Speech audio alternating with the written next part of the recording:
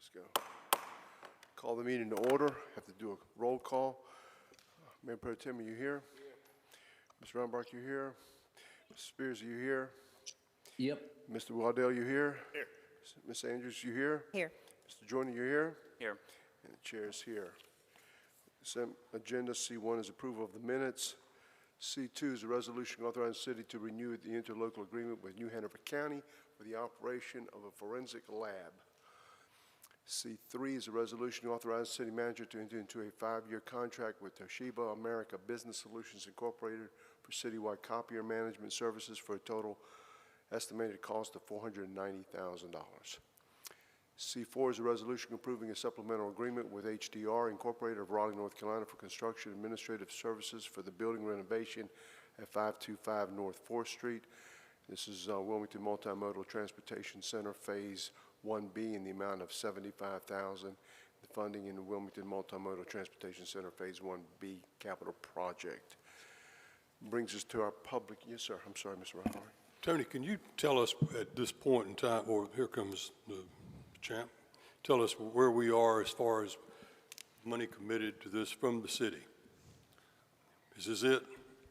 Yeah, well, this money has already been committed. It's already in the project. This is just having the contract extension with HDR, but there's no ask of additional funds for this effort. And what is our skin in the game at this point? I'd have to get that for you, and I'll be happy to get that before tomorrow night. Thank you very much, Mike. Item PH2 is an ordinance, Item PH1 is an ordinance directing the housing inspector to vacate, close, and repair or demolish a dwelling at 712 Red Cross Street as unfit for human habitation pursuant to Article 5, Chapter 16 of the City Code, and directing that a notice be placed thereon prohibiting its use or occupancy, and this was continued from our May 21st, 2024 meeting. And then PH2 is an ordinance directing the housing inspector to vacate, close, and repair or demolish a dwelling at 1115 South 5th Avenue as unfit for human habitation pursuant to Article 5, Chapter 16 of the City Code, and directing that a notice be placed thereon prohibiting its use or occupancy, also continued from our May 21st meeting. Yes, sir, Mr. Rombach. Could you give us a kind of a preliminary to where we are on these two? Yeah, so 712, that is a family property, it's heir property. They have one holdout with the heirs in terms of doing something with it, so we're hoping that this motivates them to take some action. And then 115 South 5th Avenue, as you may have seen last meeting, that is a church property. We've been in conversation with the church trying to motivate them to do something productive with that building.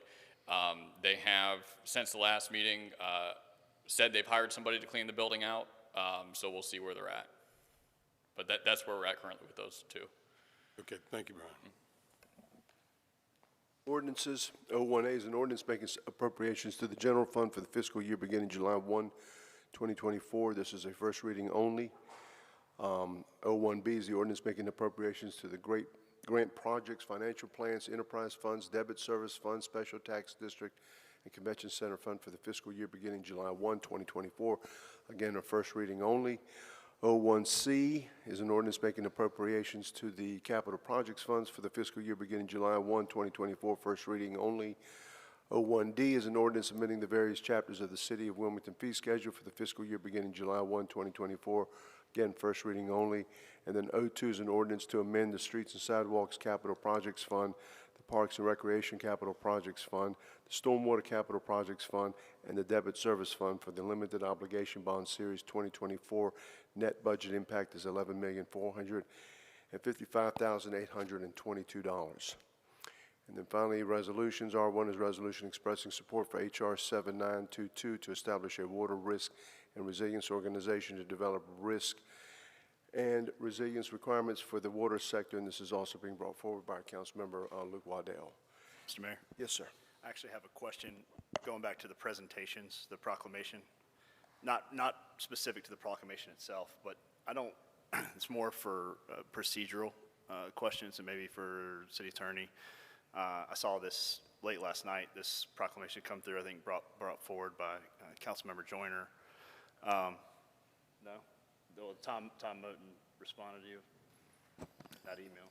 I'm not the one who asked for the proclamation. I just wanted to see the language. Understood. Okay, thank you for that clarification. That helps. But I guess my question then was, with proclamations, I mean, I've never seen them come through beforehand with the language beforehand, so it just kind of brought this question to mind. How are those brought forward? Are they brought forward by various groups, and then the mayor has the express authority to actually put it on the agenda? How does the actual process play out? Generally speaking, Dawn is contacted by someone, usually through a council member or sometimes straight away from the public. They will request those particular proclamations to be passed. If we think they're appropriate at a staff level, we will continue with them and let them go forward. From time to time, we do have discussion with either the member of the public or, generally speaking, the member of the council that wants it on there, and then we'll place it on the agenda. Okay, all right. So ultimately, any council member could potentially bring forward a proclamation, and then and staff has the ultimate decision on whether or not it goes on the agenda? No, staff does not have the ultimate decision. Technically speaking, the mayor has the ultimate decision. Okay. But they are generally, the mayor and the mayor pro tem are generally briefed Okay. a week ahead of time. That's what my understanding was, but I couldn't find it anywhere in our rules of order, and just needed that clarification. And this one being brought up, kind of seeing that the verbiage sent over late last night prompted this question, so thank you. But there is no discussion amongst council as to the proclamations other than the mayor pro tem. No, sir. Generally speaking, proclamations are done, I'm going to tread into the legal area a little bit. Proclamations are done by the mayor. They don't necessarily have to be passed by the council. But we generally do proclamations at the meeting at the time that it is requested. Okay, thank you. Okay, this concludes the regular agenda. Are there any items be brought forward by our city manager, city attorney? Yes, sir. I've got one item for you. Several weeks ago, Councilmember Waddell sent out an email, and he requested for an ordinance to be drafted regarding camping on city property. And I know that that's a topic that has come up several times before, including at one of your homelessness joint sessions with the county. And so I requested that I be able to bring you some information first and get some input from council as a whole before I drafted anything for you. And so I sent an email out on Friday that included the county's ordinance that they passed in early 2023, and also some statutes that the city already has, or some ordinances that the city already has to address some of these things. And what I'd like to do is just open the floor to council and to Councilmember Waddell, especially as to his rationale, and then leave it up for discussion as to what council would like to do at this point. As we discussed at the previous joint meeting with the county, there is a court case that is pending, Grants Pass, the Grants Pass case at the Supreme Court level that addresses camping ordinances and whether they are constitutional under the 8th Amendment, and if so, under what situations they're allowable, and for cities to institute those. That was heard and argued before the Supreme Court of the United States in April, but there's not been a decision on that. We don't know when that decision may come down. We're expecting it sometime over the summer. The court's no longer hearing cases. The summer is usually when more of their opinions come out. So we're hoping it will be sometime over the summer, but we don't know for sure. And so I just wanted to give you the information and ask for some input and some direction as to whether you would want to go forward right now with something like the county has done, if you would like to modify this in some way and bring forward something different, if you'd like to wait until that case is done, or however you would want to proceed. Just looking for any direction as opposed to just drafting something first and then bringing it to you. So instead, you just have what the county has already drafted, which is what Councilmember Waddell had requested this ordinance to mirror. So.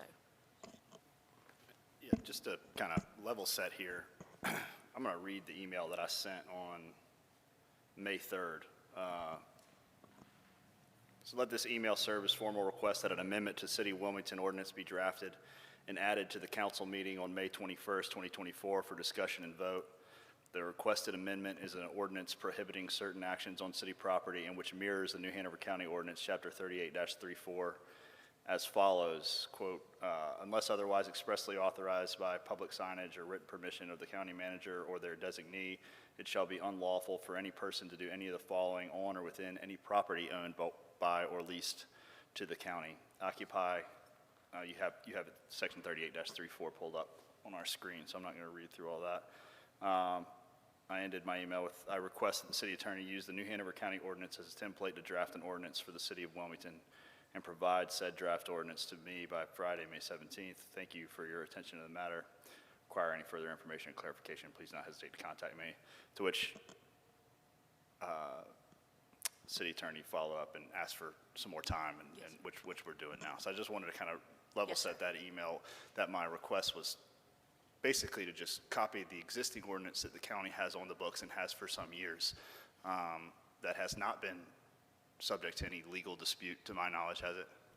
They have not been sued directly, Okay. just the issue of camping, anti-camping ordinances in general from other cities. Yes, sir. Yeah, and that came after much discussion with communities, but specifically downtown community, business owners, and just the general public on significant issues that we're seeing downtown. Thanks. Yes, sir, and their ordinance passed in February of last year, of '23. So it's been in effect for about a year, coming up on a year and a half. Yes, sir. Yeah, I guess I'm not opposed, but I think I want to try to find out exactly how the program is working for the county. Okay, I think that would be something that I'm interested in. And the other thing I thought about was that it's just a lot to chew on, like right away. Okay, and the third thing is, as you mentioned, the Supreme Court is dealing with this situation. I would almost lean toward waiting to hear what they say, and also, again, finding out what the county, how has the county's procedure worked? You know, if I mention that. And next thing, is your mic on? Yes, it is. I'm sorry. I'll move up closer. Thank you, ma'am. Well, sometimes you can wait on the Supreme Court forever. I'm not one to wait on them. We can always go back and shift lanes depending on what they say. As far as a lot to chew on, I mean, I know for a fact that the county has had great success with theirs, and this in no way, shape, or form eliminates the problem. It relocates it off of public property. I know before they enacted their ordinance, it was horrible. And at least in the areas where people are frequenting, parking decks, places like that, it solved that problem. So to mirror exactly what they're doing, I think is appropriate, and I'm ready to move forward with it. Can you tell us can you tell us the difference between what we currently have on the books? Because I understand that we also have an anti-camping ordinance. So, No, yes, sir, in this part. we have several, instead of having all of these things in one place under one ordinance, we have several, and I sent you copies of the ordinances that we currently have, several ordinances that address similar types of issues. They might not address every single thing in the county ordinance, but we have, for instance, City Code Section 1017 is littering or unattended property. On public property, we have City Code Section 6.8, which is certain conduct prohibited in parking decks. We have the manager's ability to issue trespass authority if people are, say, for instance, sleeping in the doorways of city buildings. We have several that address obstruction of city streets and city sidewalks and not being able to put up tents or chairs or obstructions there, or to monopolize city benches. So we do have some of these that address a lot of the issues. They may not go to every single one. As far as all of city property. We have some that apply to city parks. We have some that apply to city streets and city sidewalks. And so the question would be, do you want to make it to extend to all city property? Do you want to leave it like it is? Do you want to just add another ordinance that would fix any holes that you see in it? Or do you want to just do a wholesale ordinance? And, you know, our office is fine doing whatever council directs us to do, but we do have some ordinances that address a lot of the issues that are in the counties. And so those were the ordinances that I sent out. What would you say, it's 80% of it, or is it 90% of it, or is it 95%, or is it 50%? And what is the differences between what the county ordinance currently has established and what Mr. Waddell is talking about wanting to do? So I think that the major issue is I don't think that we have, well, I know that we don't have anything that addresses sleeping in vehicles on surface lots. They specifically mention that. I'm not aware that we've had any problem with that, but that's something that it specifically doesn't address. So I know that that one thing is not included. We do have something in effect that addresses pretty much everything else on here, so I would say at least 80 to 90%. It may not go quite as far as being all city property. Some of ours do specifically state streets or sidewalks, or streets or plazas. So it may not apply to an open grassy area that's city property. So those are some of the slight differences, and that could be changed or could be redone wholesale, either way. But in general, I would say that 80 to 90% we have ordinances that cover the same things that are in the counties. But we just don't have them all in one place like the county does, to put it all together and apply it to all city property. Okay. Why don't we? Why are they scattered out? I mean, that just breeds confusion on the part of enforcement and people out there. Why don't we just have an umbrella that covers it all? So the original purpose of the individual ordinances, when they were written, is the intent was that they apply to everyone and to not be a specific ordinance. They weren't drafted as specific ordinances to address the effects of homelessness or things of that nature. They were drafted individually to apply to all people, so that say, you know, we can use the ones for blocking sidewalks for people down at Live Oak Bank who want to be out on the Riverwalk during concerts. And so they're all put in one place, as opposed to, they're not all put in one place to address the homelessness issues that typically the county was aiming to address with their ordinance. That they were all in existence previously to any of that. But That's just the reason they're all. This is aimed at everybody. That's the whole idea. It's aimed at everybody. Me, you, everybody. Mr. Mayor, Yes, sir. Go ahead. Spears? so I agree with with Mayor Pro Tem Barnett that we need to do some further research and do some further investigation and not be so hasty to mimic what our counterparts at the county are doing without having the feedback, and it looked like we're on a crusade to seek out the homeless and eradicate the homeless from society. That's what it sounds like to me. And I mean, it is, Meredith said it herself, we have ordinances in place that address the issues. So maybe enforcement, and if we go back, we've been addressing the enforcement side of things. It's just a problem that the nation is facing. No matter where you go, you're seeing homelessness. I've started now when I'm traveling. I make note of. I look and see how much and where, and it's not something that many cities can get around. But again, for me, I've said this a million times. I'm not going to be a part of a campaign that looks to attack the homeless. I'm just not going to do it.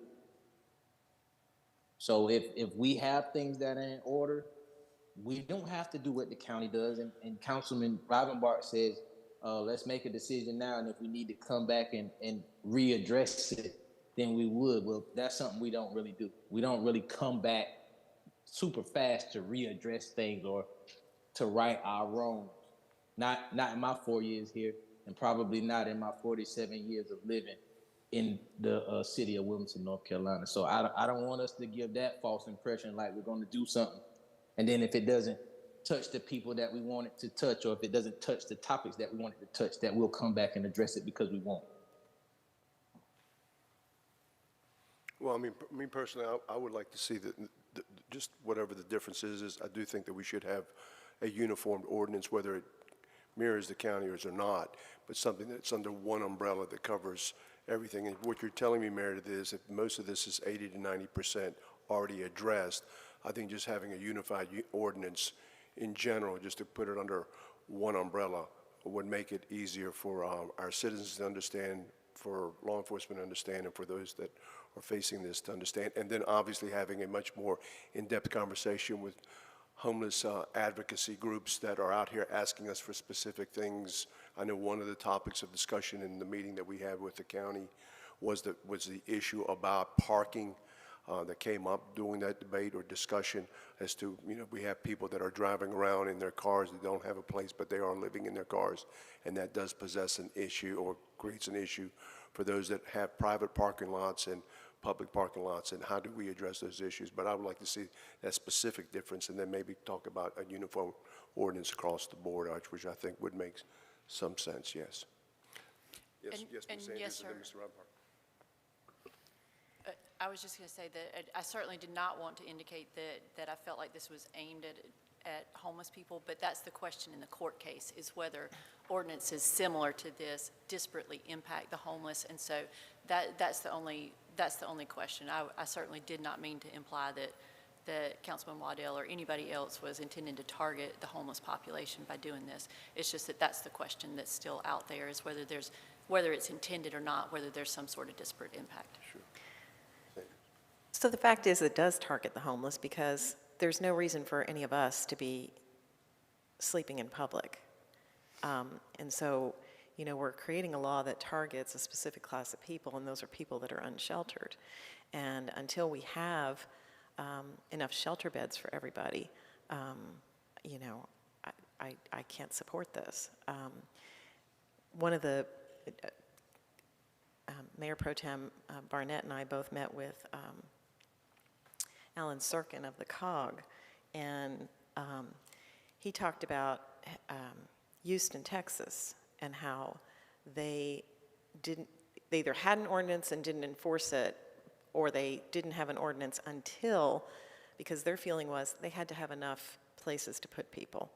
That if you can't offer someone an alternative to sleeping on the street, it's really not right to make it illegal. So, and we know that housing people in jails and hospitals is way more expensive than developing shelters. So I looked that up, and the other thing that Mr. Serkin said about Houston was that they had been putting, buckets of money into temporary shelter and permanent supportive housing. And around this time, they decided to move all their funding into permanent supportive housing.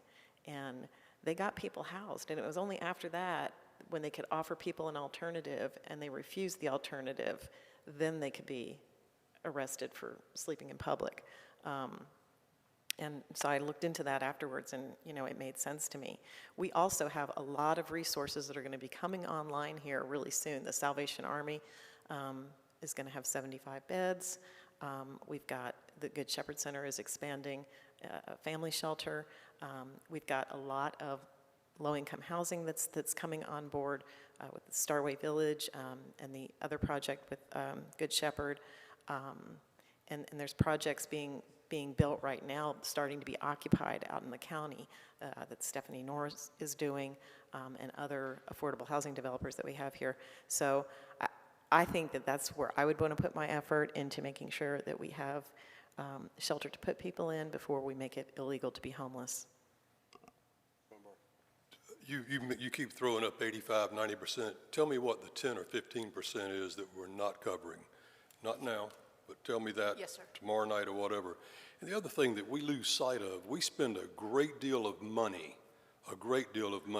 and I've never not raised my hand when it came to that decision to spend that money. Never have, and I won't. But we're talking about a small percentage of our population that we're dealing with, and we forget the 97 or 98% of the people out there, just like us, just like so many people out there that suffer because of this, because of what it does to our city. So don't give me that stuff about we don't care and we're not trying to do everything we can, because we do. And some of that responsibility falls on the very people that we're trying to help, okay? Mr. Mayor. So does this prohibit me in any way from asking this to be brought forward as an ordinance amendment? Is that not a right I have as a duly elected representative of the city of Wilmington?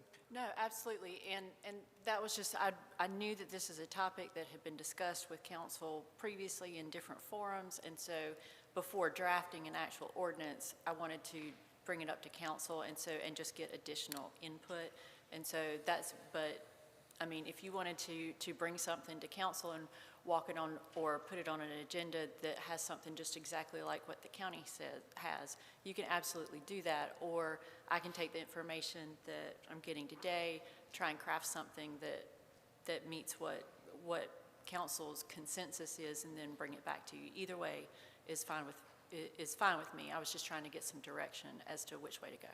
I tried to keep this as simple as possible to keep you from having to spin your wheels. I know your office has a lot of important work it's doing, and I thought that the county's was simple enough, and that's why I brought it forward and asked you to just use that as a template to create an ordinance.